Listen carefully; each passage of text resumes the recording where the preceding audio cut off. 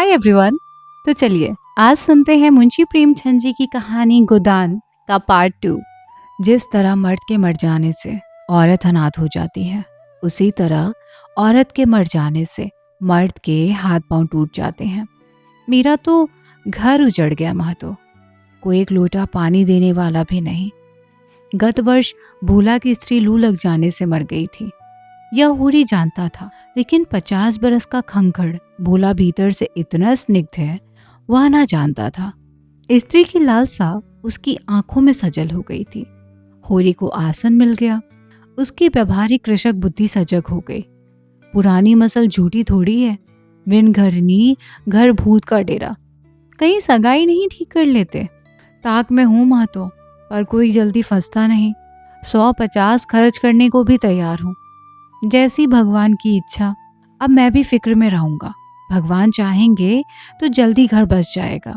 बस यही समझ लो कि उबर जाऊंगा भैया। घर में खाने को भगवान का दिया बहुत है।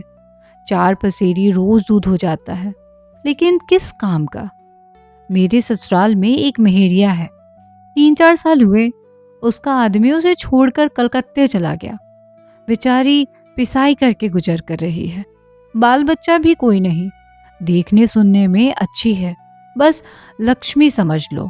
भोला का सिगड़ा हुआ चेहरा जैसे चिकना गया। आशा में कितनी सुधा है। बोला, अब तो तुम्हारा ही आसरा है महतो। छुट्टी हो तो चलो एक दिन देख आएं। मैं ठीक ठाक करके तब तुमसे कहूंगा। बहुत उतावली करने से भी काम बिगड़ जाता है। जब तुम्हारी इच्छा हो तब चलो, उतावली काहे की। इस कब्री पर मन ललचाया हो तो ले लो। यह गाय मेरे मान की नहीं है दादा। मैं तुम्हें नुकसान नहीं पहुंचाना चाहता। अपना धर्म यह नहीं है कि मित्रों का गला दबाए। जैसे इतने दिन बीते हैं वैसे और भी बीत जाएंगे। तुम तो ऐसी बातें करते हो होरी, जैसे हम तुम दो हैं। तुम गाय ले जाओ, दाम जो चाहे देना। जैसे मेरी घर रही वैसे तुम्हारी घर रही। 80 रुपए में ली थी, तुम 80 रुपए ही दे देना, जाओ।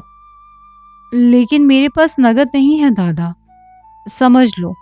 तो तुमसे नगद मांगता कौन है भाई। होरी की छाती गजभर की हो गई। 80 रुपए में गाय महंगी ना थी। ऐसा अच्छा डील डोल, दोनों जून में 6-7 सेर दूध। सीधी ऐसी की बच्चा भी दूल्हे। इसका तो एक एक बाछा 100-100 का होगा। द्वार पर बंधेगी तो द्वार की शोभा बढ़ जाएगी। उसे अभी कोई 400 रुपए देने थे, लेकिन उधार को वो एक तरह से मुफ्त समझता था। कहीं बोला कि सगाई ठीक हो गई तो 1-2 साल तो वो बोलेगा भी नहीं। सगाई ना भी हुई तो होरी का क्या बिगड़ता है।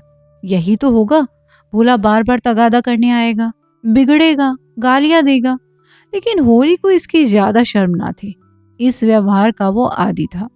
कृषक के जीवन का तो यह प्रसाद है। भोला के साथ वह छल कर रहा था और यह व्यापार उसकी मर्यादा के अनुकूल था। अब भी लेन देन में उसके लिए लिखा पढ़ी होने और ना होने में कोई अंतर ना था। सूखे बूढ़े की विपदाएं उसके मन को भी बनाए रहती थी। ईश्वर का रौद्र रूप सदैव उसके सामने रहता था, पर यह छल उसकी नीति में छल ना था। यह केवल स्वार्थ सिद्धि थी, और यह कोई बुरी बात ना थी। इस तरह का छल तो वह दिन रात करता रहता था। घर में 2-4 रुपए पड़े रहने पर भी महाजन के सामने कस्में खा जाता था कि 1 पाई भी नहीं है। सन को कुछ गीला कर देना और रुई में कुछ बिनोले भर देना उसकी नीति में जायज था। और यहाँ तो केवल स्वार्थ ना था, थोड़ा सा मनोरंजन भी था। बूढ़ों का बूढ़बस हास्यपद वस्तु है, और ऐसे बुढ़ों से अगर कुछ ईंट भी लिया जाए तो कोई दोष पाप नहीं। भोला ने गाय की पगियां होरी के हाथ में देते हुए कहा, ले जाओ महतो, तुम भी याद करोगे। ब्याते ही 6 सेर दूध ले आना। चलो मैं तुम्हारे घर तक पहुंचा दूं। साई तुम्हें अनजान समझकर रास्तों में कुछ दिक करे। अब तुमसे सच कहता हूँ, मालिक 90 रुपए देते थे, पर उनके यहाँ गऊओं की क्या कदर। मुझसे लेकर किसी हाकिम हुक्काम को दे देते।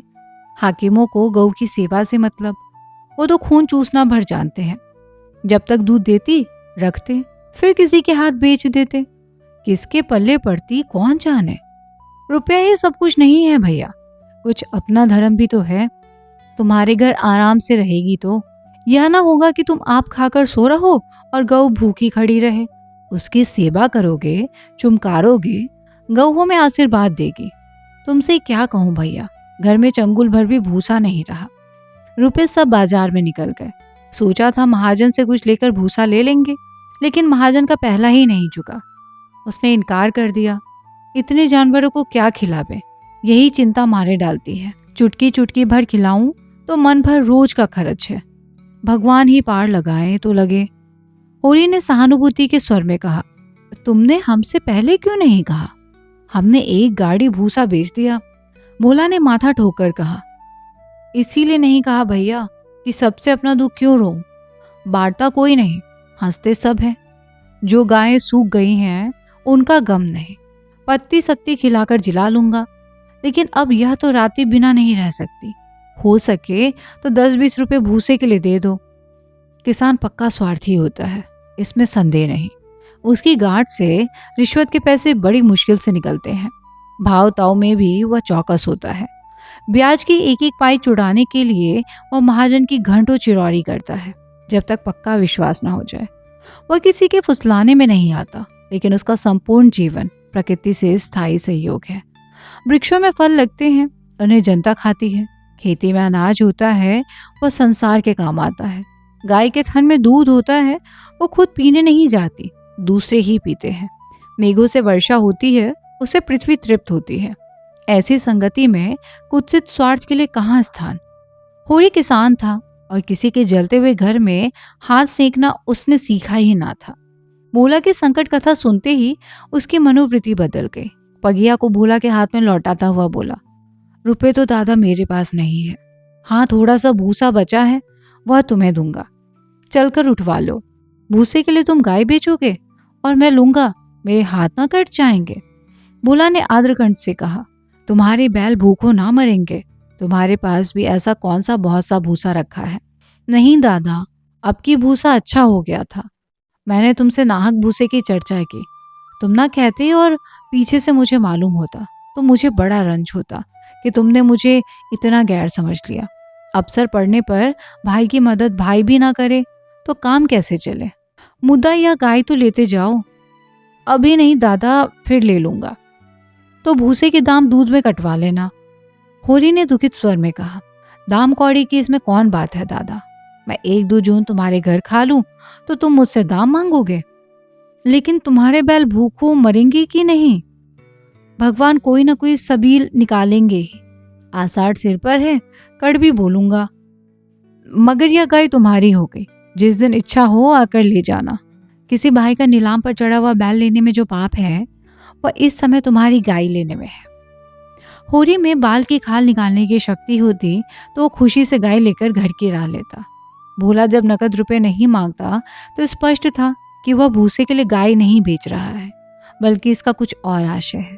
लेकिन जैसे पत्तों के खड़कने पर घोड़ा अकारण ही ठिठक जाता है और मारने पर भी आगे कदम नहीं उठाता, वही दशा होरी की थी।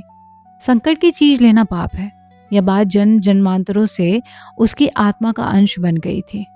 भोला ने गदगद कंठ से कहा, तो किसी को भेज दूं भूसे के लिए? होरी ने जवाब दिया, अभी मैं राय साहब की ड्योढ़ी पर जा रहा हूँ, वहां से घड़ी भर में लौटूंगा, तभी किसी को भेजना। भोला की आंखों में आंसू भर आए। बोला, तुमने आज मुझे उबार लिया होरी भाई। मुझे अब मालूम हुआ कि मैं संसार में अकेला नहीं हूँ, मेरा भी कोई हितू है। एक क्षण के बाद उसने फिर कहा, उस बात को भूलना जाना। होरी आगे बढ़ा तो उसका चित्त प्रसन्न था। मन में एक विचित्र स्फूर्ति हो रही थी। क्या हुआ, 10-5 मन भूसा चला जाएगा। बेचारे को संकट में पड़कर अपनी गाय तो ना बेचनी पड़ेगी। जब मेरे पास चारा हो जाएगा तब गाय खोल लाऊंगा।